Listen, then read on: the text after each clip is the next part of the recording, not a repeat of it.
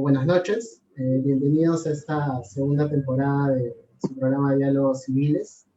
Bueno, estamos empezando ahora con una dinámica un poco más breve que la de la anterior temporada, tiempos más cortos de 20 o 30 minutos para generar mayor dinamismo, pero no por ello tener menos luminosidad.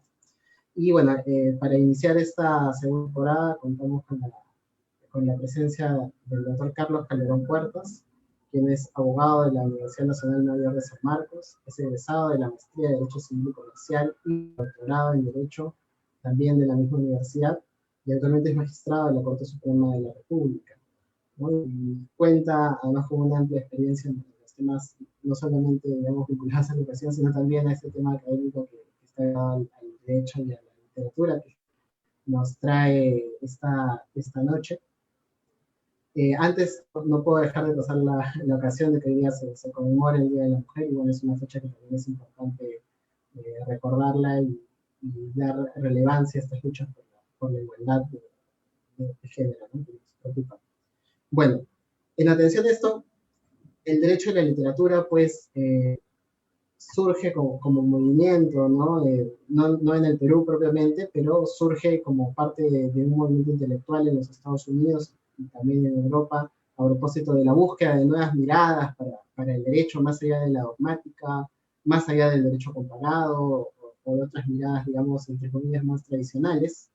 Y cuando menos, digamos, se puede hablar de algunas formas de entrelazar estas dos grandes disciplinas del conocimiento, ¿no? Se puede hablar desde la mirada, digamos, qué tiene que decirnos el derecho sobre la literatura, desde la perspectiva de la propiedad intelectual, de los derechos que surgen para los autores y demás.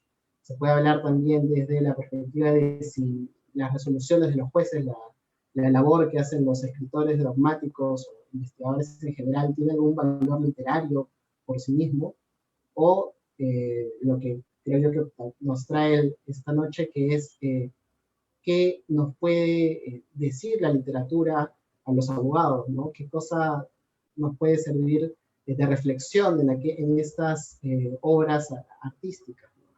Y en ese sentido, bueno, alrededor de estas ideas, digamos, no sé si el doctor Carlos Calderón, aparte de agradecerle mucho la presencia hoy, tendría que comentarnos acerca de cómo le entiende, digamos, este movimiento, ¿no? Esta forma, este enfoque de acercarse al derecho. Carlos, muchas gracias también al grupo Atenas, al grupo jurídico. Bueno, derecho y literatura. Tú has hablado de las tres vertientes clásicas, ¿no? Del derecho como literatura, del derecho desde la literatura y del derecho en la literatura. A mí particularmente me seduce esta última, el derecho en la literatura, ¿no? Lo que no significa, por ejemplo, que no se exploren otras cosas, como por ejemplo la manera en que dictamos sentencias nosotros.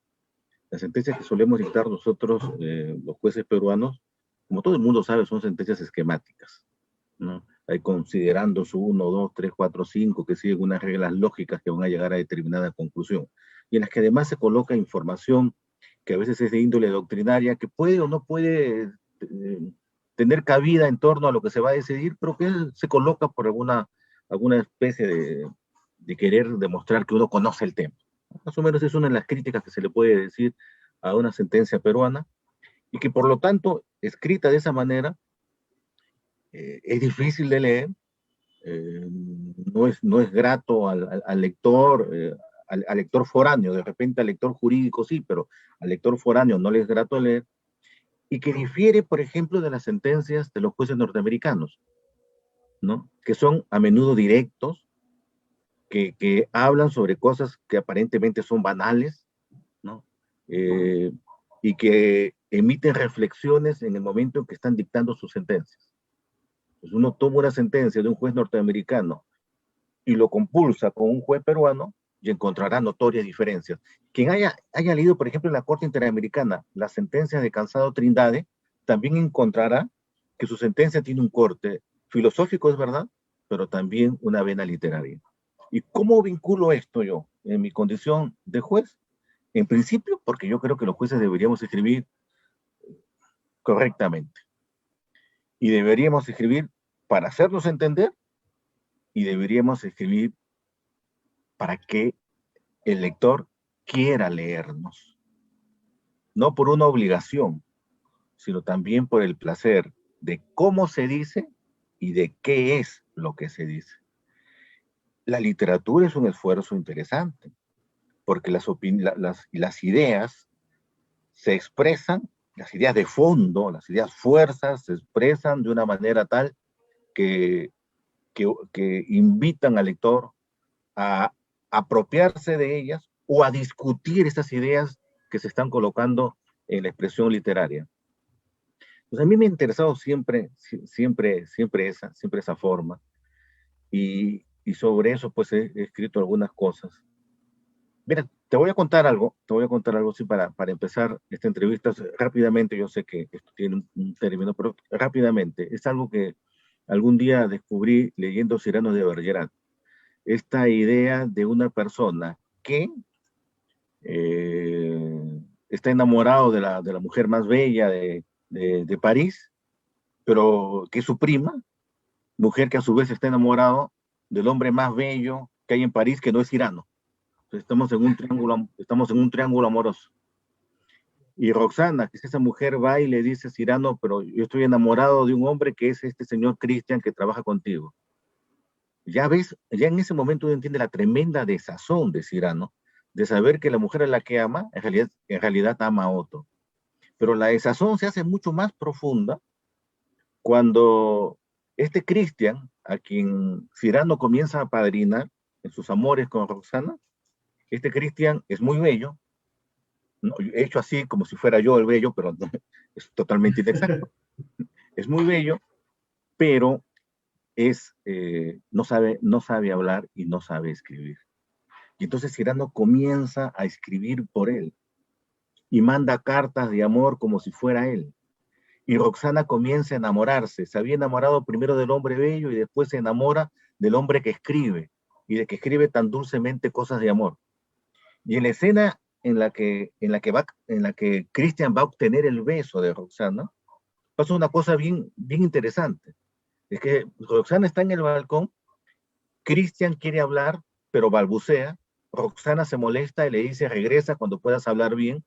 Y entonces Cyrano, que está al costado de Christian, escondido en el follaje, Cyrano comienza a hablarle a Roxana, como si fuera Christian, y lanza, desde abajo hacia arriba, lanza palabras de amor. Y Roxana vuelve a ser capturada por esas expresiones literarias. Y entonces, en un momento determinado, Christian, que está escuchando todo eso y que ve que Roxana está robada, le dice, sube para darte un beso. No, perdón, Christian le dice a Roxana, quiero un beso. Y Roxana le dice, sube. Y efectivamente, Christian sube y tiene el beso. Entonces uno dice, pero es una cuestión literaria. Sí, es una cuestión literaria. Pero fíjate que me puede servir para algo. Tú eres profesor de acto jurídico, y quizás forzando la figura uno puede decir, oye, pero acá no está un ejemplo, no, hay que forzar un poco la figura, pero un ejemplo de lo que podría ser la representación. Acá no tenemos un representado que es Cristian, y un representante que es Cyrano, y no tenemos a un representante que hace los esfuerzos para obtener un logro, y esos logros no caen en la esfera del representante, sino caen en la esfera del representado. Y entonces, hablando de un caso así literario, de una obra de este tipo, me permito yo empezar a hacer una clase sobre la representación. Por supuesto que ahí no acaba la historia termina, y el alumno Carlos, que los alumnos son ávidos en historias, las personas somos ávidos en narraciones, claro, se queda ahí, en esa parte, en que ya obtuvo el beso, ¿no? Y ya y tenemos que hablar de la representación y de la contemplatio domini y todas esas cuestiones que tú manejas perfectamente. Pero después el alumno pide que termine la historia. Y entonces tengo que terminar esta historia que es desastrosa, trágica, de dolor, y a la vez hermosa, pero ya hay una conexión de un hecho literario con un hecho jurídico.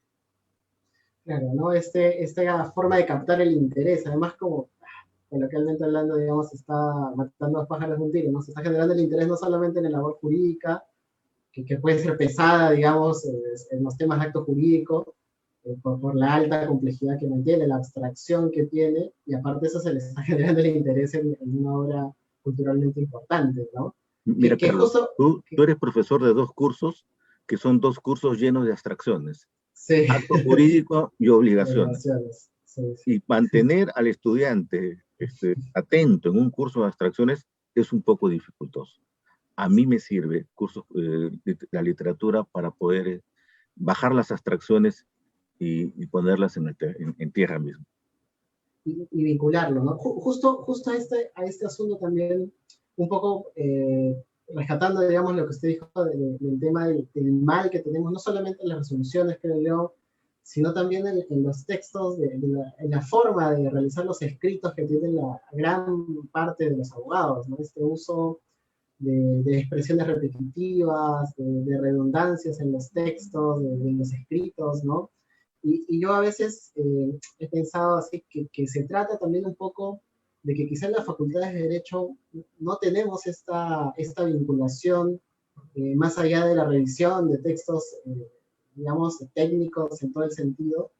No hay este énfasis, digamos, en que también se lean o se revisen textos vinculados a otros ámbitos, ¿no? De la cultura en general, ¿no? Creo que es una tarea que hagamos en la mayoría, no digo en todas, las facultades de Derecho que no tienen evidentemente esta tarea, pero que sí, que creo que está un poco generalizado, no sé si también va un poco por ahí, ¿no? Porque la literatura tiene esta carga, creo yo, también de hacernos a través de la experiencia de este dolor convertido en una experiencia estéticamente hermosa, digamos, hacernos partícipes, ¿no? De estas realidades, hacernos conocer además formas de expresión léxica distinta, diferente, todo lo cual evidentemente plasmado en un escrito o en una resolución puede servir para que las personas lo entiendan mejor, para que el mensaje llegue mejor, ¿no?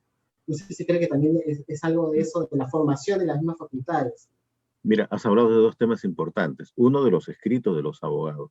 Así como ya hemos censurado al inicio nuestra forma de emitir sentencias, es también pertinente hablar de los escritos de los abogados. Yo vengo, hace un par de horas tuve una reunión discutiendo algunos expedientes. Tenía un escrito de un abogado de 7 páginas. Las 7 páginas están escritas todas con mayúscula. No hay minúscula alguna. Todas están escritas con mayúscula. Entonces uno dice, bueno, acá hay un problema ya, por lo menos formal, ¿no? Pero de las 7 páginas con mayúsculas, 6 páginas están subrayadas. Con lo cual, el escritor, el abogado, el escritor, me quiere decir que todo es importante, Es todo importante. está subrayado. Pero no solamente está subrayado, porque de las 6 páginas que están subrayadas, 4 están resaltados, están en negrita.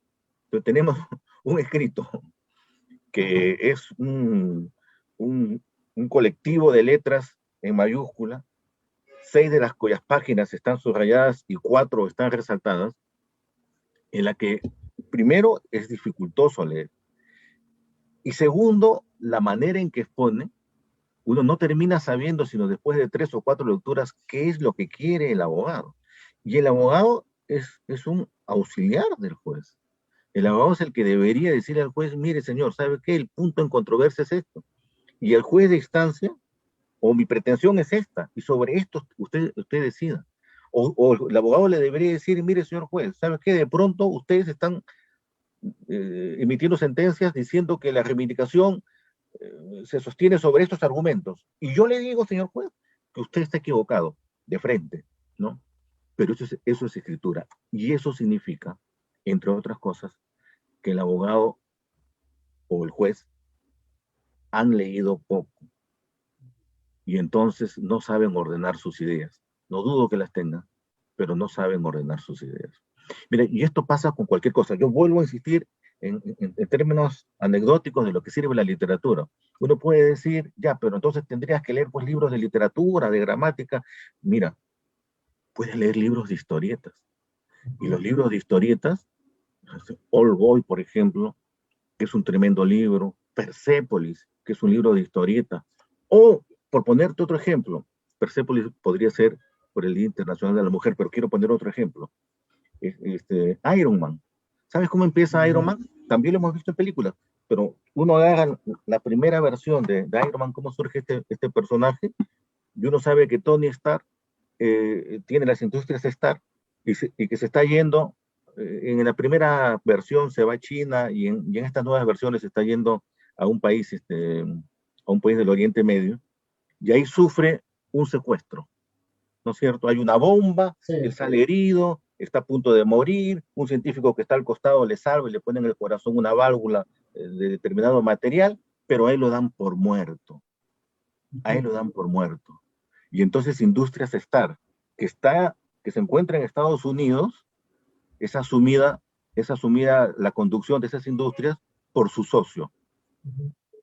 Y de pronto, pasado un tiempo, quizás un año, Tony Stark logra escapar y regresa a Estados Unidos. Y eso que está pasando, querido Carlos, es el muerto presunto.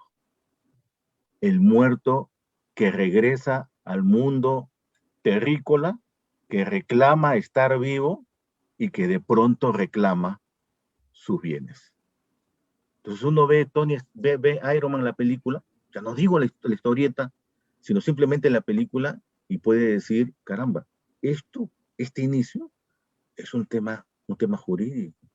Uno ve Náufrago con Tom Hanks, que también él se queda en una isla y regresa, esa escena dramática de Wilson, ¿no? Que la pelota que está viendo por el mar, él regresa y encuentra que su mujer está casada. Es otro muerto presunto. ¿Qué recupera el muerto presunto? Y entonces, nuevamente, la posibilidad de pensar y de meditar el derecho desde otras fuentes, la literatura, el cine, es muy importante. Sí, en efecto, ¿no? Ahora, ya avanzando, digamos, a otro tema, también, ya aterrizando un poco más, digamos, en la literatura propiamente peruana, que, bueno, siempre ha recogido las particularidades de nuestra sociedad, ¿no? Recuerdo haber revisado ahora un post suyo en el que habla, pues, ¿no?, acerca de los jueces. Recuerda estos textos de González Prada y de diferentes autores que hablan de una suerte de tradición negativa que tenemos de la forma en la que se califican a nuestros jueces, y bueno, por qué no decirlo también a nuestros abogados. Esto que se recoge en la literatura, digamos, o sea, puede ser útil también nos puede ser útil para evaluar, digamos, el quehacer del juez más allá de lo que puede decir en las noticias, más allá de lo que se nos puede decir en el día y esta percepción que existe respecto del rol de los jueces en nuestra sociedad. Carlos, yo creo que los jueces debemos partir de nuestra realidad. ¿Qué es lo que sucede? A nosotros los jueces nos gusta hablar a menudo de la majestad de la justicia, ¿no? Y nos ponemos una cinta para identificarnos, que además es para diferenciarnos de los demás, y tenemos un escenario, que es el tablillo, el escenario teatral, que es donde se rinden los informes orales, donde hay como una especie de teatro, una columna, unas cortinas rojas en la parte de atrás y un tabladillo, que es donde estamos nosotros. Ese es un escenario. Ese es un escenario. Y ese escenario quiere decir algunas cosas. Quiere decir, en principio, que los jueces nos diferenciamos de los demás. Quiere decir, además, que nuestra posición es más alta que la de ustedes, ¿no? Y quiere decirnos para nosotros mismos que somos un grupo, un colectivo especial. Claro, pero a veces nos olvidamos que la mayoría de las personas en el Perú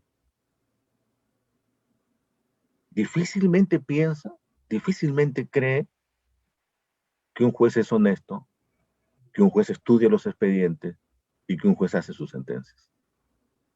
Si estuviéramos en este momento en un meeting electoral, Carlos, y le preguntáramos bueno, no hay mítines en este momento por las circunstancias, pero si hubiera, y le dijéramos a los votantes, levanten la mano a los que consideran que los jueces son honestos, que son virtuosos y hacen sus sentencias, entonces probablemente nadie levantaría la mano.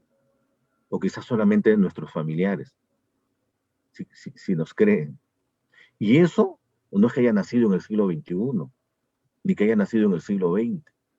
Desde el nacimiento de la República, eso es lo que se ha pensado de los jueces. Yo tengo un libro que es sobre la casación civil, y en ese libro de la casación civil coloco esos términos que tú has mencionado.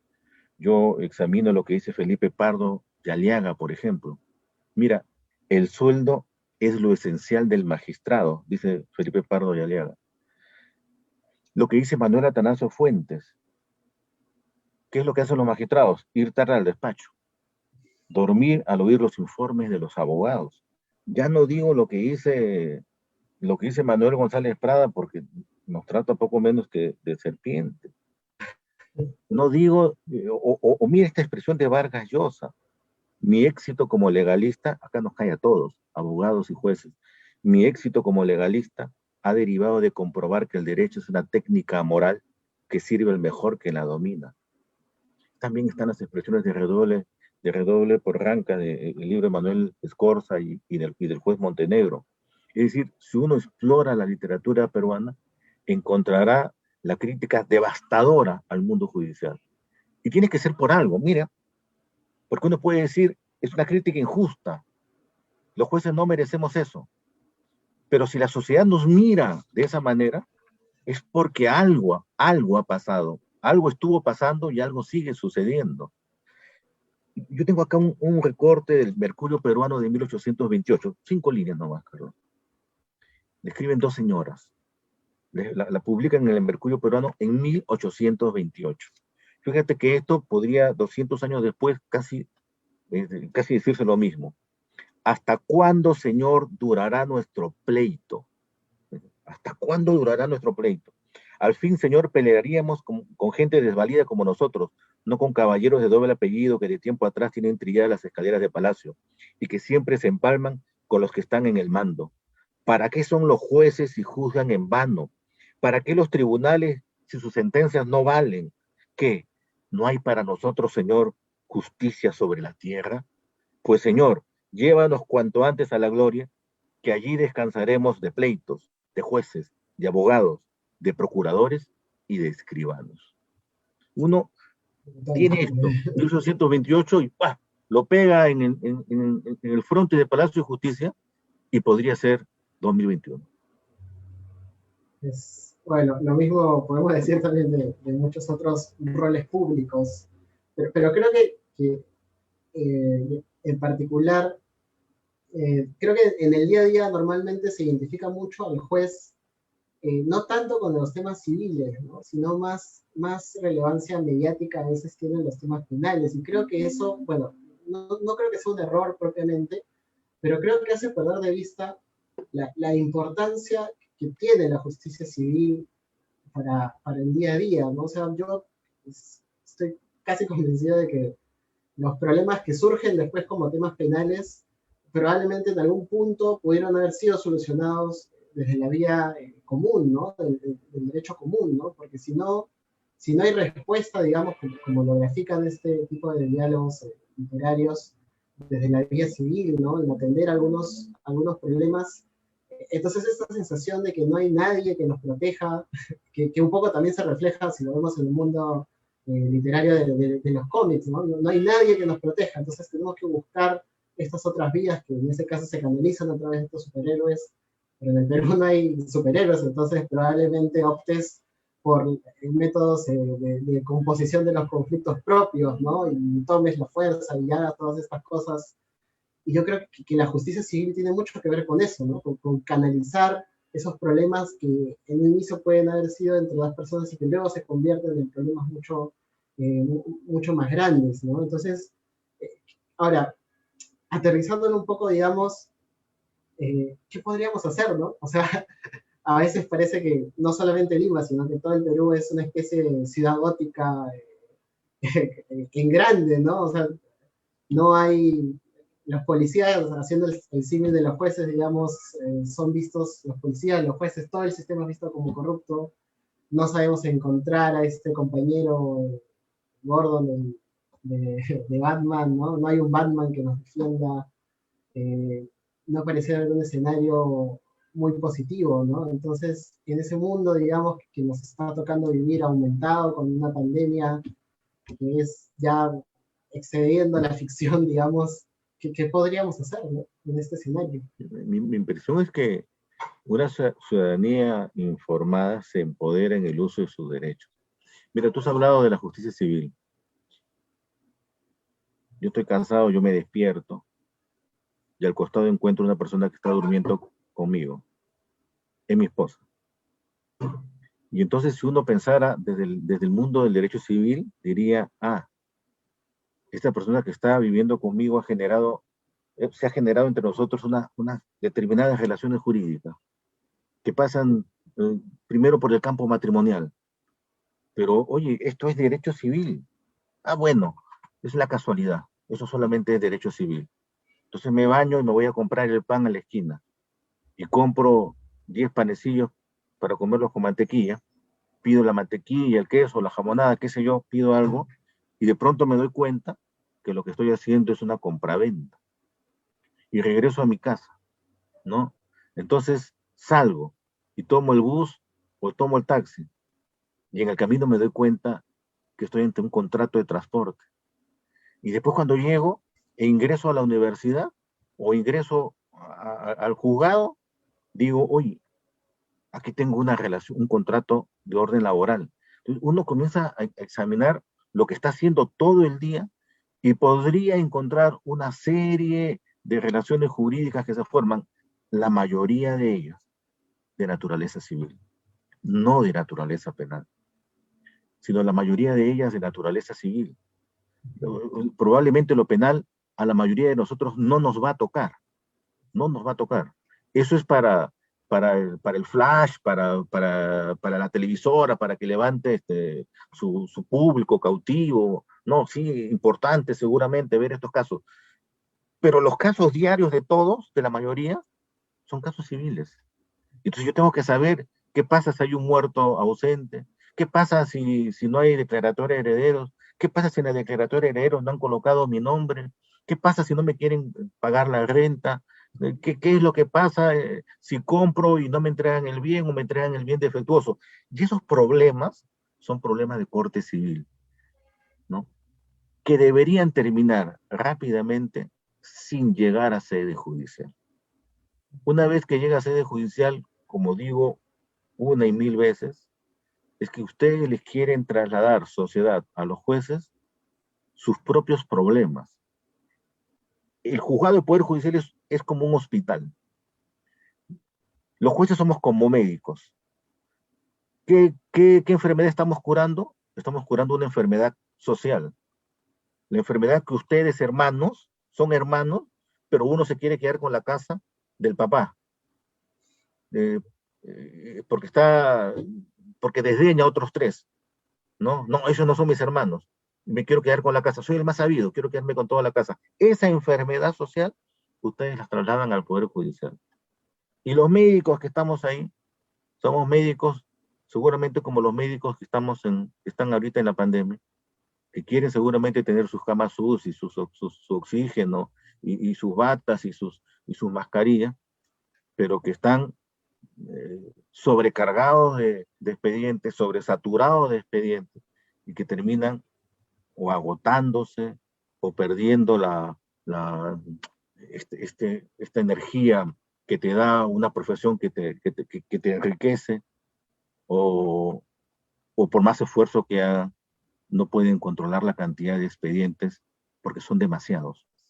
Entonces, una sociedad empoderada, unos abogados que colaboren de verdad con el sistema de justicia, impedirían que esto llegara al Poder Judicial. ¿Sabe qué, señora? A ver, este proceso le va a demorar 5 años o 4 años. El señor se va dentro de 6 meses. ¿Qué prefiere usted?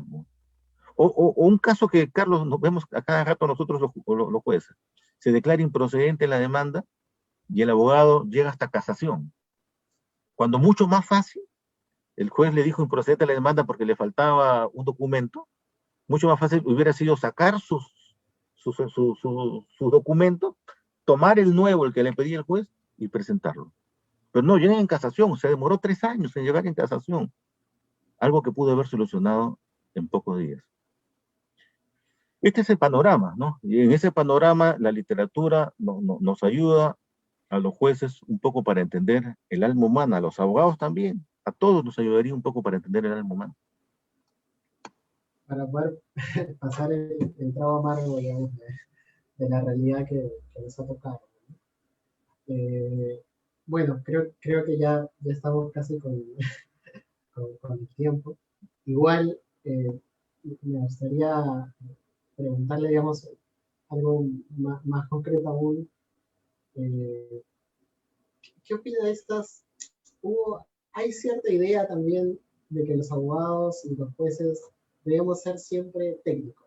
O sea, recuerdo mucho estos casos en los cuales a algunos jueces se les criticó mucho por el citado de obras literarias en su resolución.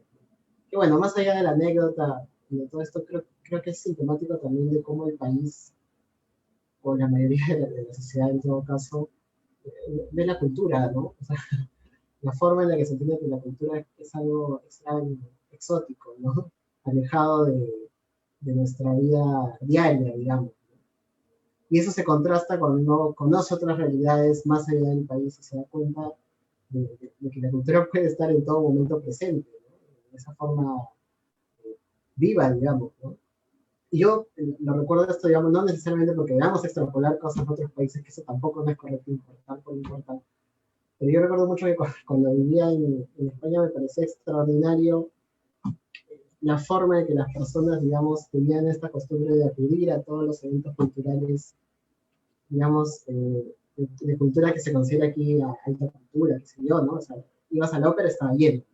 Ibas a un concierto de música clásica, estaba lleno. Ibas a una presentación del libro, estaba lleno, ¿no? Y eran ciudades pequeñas y todo, ¿no? Entonces, un poco creo que también eso tendría que decirnos algo, ¿no? A nosotros como sociedad, ¿no? No sé qué podría comentar. Ya para ir cerrando. No, yo estoy totalmente de acuerdo contigo. Sabes que acá, lamentablemente, uno estima que la cultura es algo que está fuera de lo que debemos tener, un plus que bueno, que solamente los estetas deberían tener, cuando la cultura, el ambiente cultural nos interpela a nosotros mismos, nos cuestiona a nosotros mismos. Es decir, si uno va a ver una obra, no va a ver la obra comer canchita y tomar su cosa ahí. Va porque la obra es perturbadora, porque la obra te cuestiona, te cuestiona a ti mismo, cuestiona tus ideas, te hace recrear lo que has pensado, o te hace saber que lo que has dicho de pronto estaba mal. Entonces, y todo eso es casi por ósmosis, no es que lo estés buscando conscientemente, no es que vayas en busca, voy a ver esta obra teatral o voy a la ópera porque con esto me voy a enriquecer, lo que sería un concepto, creo yo, equivocado. Sino vas y te enriqueces por sí mismo, ¿no? Y te permite un lenguaje, te permite una conversación que en una especie de cadena va creciendo. La literatura y el derecho creo que deberían estar emparentados. En realidad el derecho debería estar emparentado con las humanidades. Y eso exige estar al tanto de todo lo que pasa, incluso de todo lo que pasa en el campo científico. Mira, para terminar, y discúlpame, que cuando me ponen un micro, Carlos, termino hablando. Mira, hay un autor que se llama Edmund Wilson, que escribe sobre sociobiología, y que tiene que ver con el asunto de la genética. Y él termina diciendo en una frase que fue bien perturbadora, y además que le costó una serie de cosas, él termina diciendo que la moral ha terminado y de que todo lo que debería existir, que la moral ha salido del campo de la filosofía y que la moral se ha trasladado al campo de la biología. La afirmación puede ser correcta, incorrecta, te puede gustar, no te puede gustar, etc. Pero la información es de por sí perturbadora. Entonces te permite explorar el campo de la genética, no pues para que te conviertas en un genetista, ¿no? Pero para saber que estos cambios van influyendo también en el mundo moderno. ¿Qué es nos vamos a preguntar en algún momento qué es el embrión congelado, qué es el ser humano como tal en el momento, qué es un robot, como ahora se están preguntando, ¿no? ¿Cuál es el camino a lo que nos lleva la inteligencia artificial? Y eso es el campo del humanismo, y ese es el campo propio del derecho. Sí, pues. Ahí con lo de los robots me acordé de Visión, hablando de cómics, que no llega a ser un humano del todo, es una inteligencia artificial, ¿no? Pero tiene sentimientos, que los Claro. desarrolla por Wanda en ese caso. Pero bueno, es un tema que todavía está muy lejos al menos de esta parte del mundo. Bueno, doctor, muchas gracias de verdad por su tiempo. Realmente la conversación estaba más que interesante y esperemos volver a coincidir en algún otro lugar. ¿No sé si hay alguna otra reflexión final que quisiera darles? Carlos, solamente agradecerte a tu disposición, a la disposición del grupo. Gracias por darme esta posibilidad de expresarme en cosas que tanto me gustan y como ves, no solamente me gustan, sino hasta me apasionan. Muchas gracias. Muchas gracias, doctor, y buenas noches con todos. Gracias, Carlos. Chao.